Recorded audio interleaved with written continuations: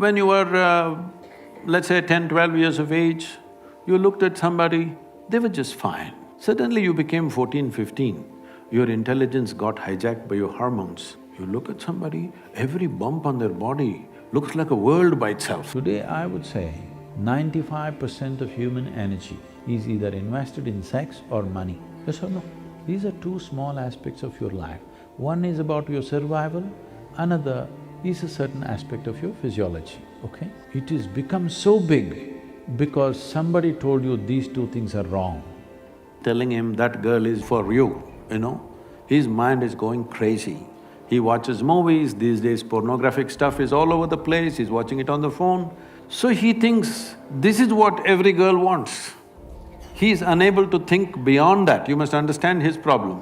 Because we just said something is wrong and you should not think about it. If you just let it be, reproductive organs are a small part of who you are. But what should be in the reproductive organ has been very efficiently pushed up into the human head. Now sexuality is not happening in their bodies, it's happening in their head all the time. In this mind, if you say something is bad, do not think about it, that will become the full-time job. If you say, don't think about this, only that they will think. People who did not understand the nature of human mind brought morality into life.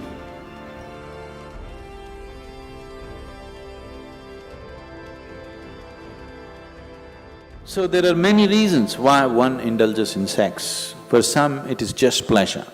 For some, it is a way of building this bond and companionship. Otherwise, people feel they're going away from each other. They may be just fine, but a lot of people, it is psyched in their mind that if they're not sexually involved, they're actually moving away. Not true. You can be very close to somebody and need not be involved in any physical manner, isn't it?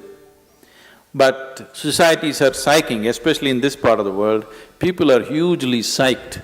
If there is no sexuality, you don't really have a relationship. In fact, the word relationship, it took me some time to understand that here, if you say a relationship, you're supposed to understand it's sex-based relationship.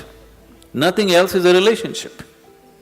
If I can have a very strong relationship with you and not be concerned about your body, isn't it? I may not be drawn to your body in any way, but I can have a very powerful relationship with you. But all those possibilities are completely discounted. A relationship means you must be in some way physically involved, man, woman, or man, woman, whatever you like. Essentially, it's body-based. What kind of body is individual choices, but essentially it is body-based. This has happened because somewhere our identification in the body has gone beyond normal levels of identity. It is excessive identification with the body. That is why body-based relationships have become the crux of the society. I keep hearing these complaints all over. Some people, generally women, keep complaining their husbands are excessively physical. Some woman constantly complaining, he doesn't lay a finger upon me. Whatever happens, it's a problem, because it'll never happen exactly the way you want it. As long as another person is involved, nothing will ever happen 100% the way you want it, isn't it so? Yes or no?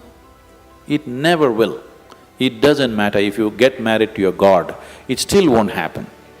As long as your way of being, your sense of pleasure and joy is dependent on another person, you'll always have a complaint. Doesn't matter how wonderful the other person is. So, it is not sexuality per se which becomes the barrier, but the attachment it creates to the physicality which definitely becomes the barrier. Now I'm speaking, this is a kind of energy. You're looking at me, this is a kind of energy. You're listening to me, this is a kind of energy. These are different expressions of the same life energy, isn't it? Now, sexuality is also another expression of the same energy. Now, one has to decide how much of his energy, in which direction he wants to send it. Because after all, you are a limited amount of energy.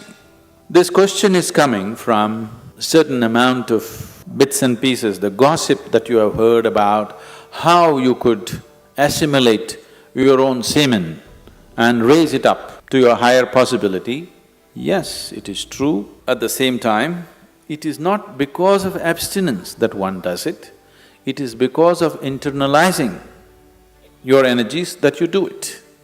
It is not simply that somebody is abstaining from sex and suddenly his energies are all organized and it's going up. It's not true. If your energies get organized and begin to move up, the need for sexuality may evaporate for you, but it doesn't leave you incapable, it doesn't leave you impotent, but the need is gone. It is just no more a compulsive thing. And it is not just this one thing, all compulsiveness is lost. Essentially, most of the sexuality that's happening on the planet is happening because of a certain compulsiveness, isn't it? It's a compulsive drive.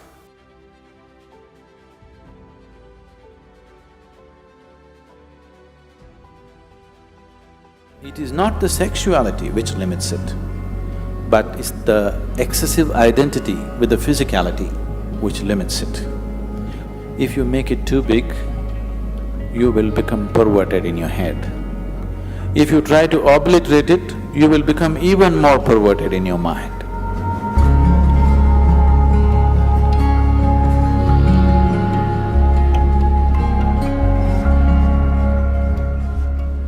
One who is too identified with your physical body naturally is sex-driven because that is the highest thing that he knows.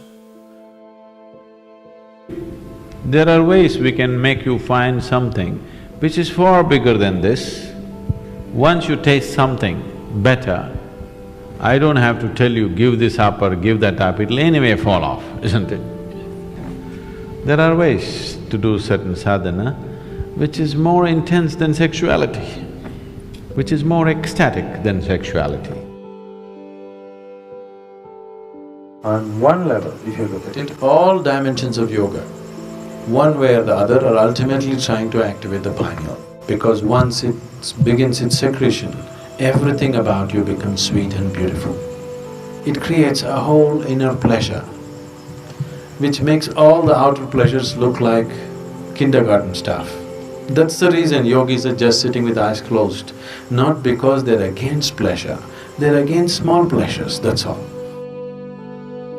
So the Shambhavi, one thing that's happening is, it stimulates the pineal secretion in a big way, which leaves you drenched in a certain level of sweetness throughout the day. It just leaves you in a certain state of ecstasy and blissfulness because the pineal gland is active. This is one aspect of your physiology which is very close to your consciousness.